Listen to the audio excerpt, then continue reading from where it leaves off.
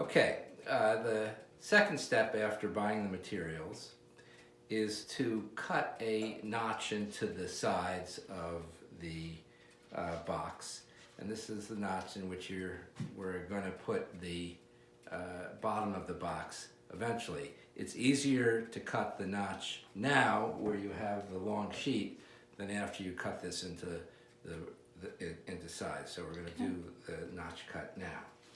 Now to do the notch cut, we use this tool, which is called a router, and a router bit. This is a rabbiting bit, which you see has a bearing here, and that bearing rests against the side of the board while you're cutting it.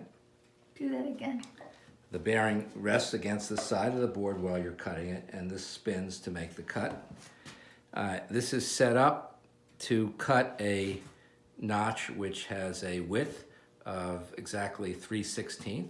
That is the distance between the bearing and the edge of the blade.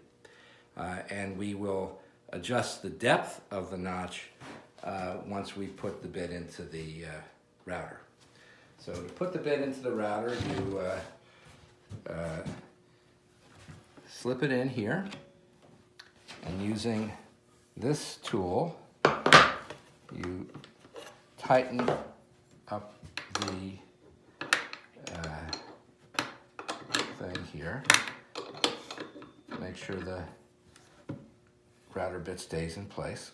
Turn it around so we can see what you did. Okay, so there, and then to set the depth of the cut, which we want to equal. You can see that the depth is the distance from the bottom of the router to the edge of the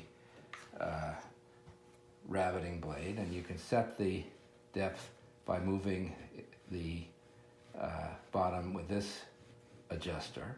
And in this case, we want to set this to a depth of just about 1/4 of an inch. So we use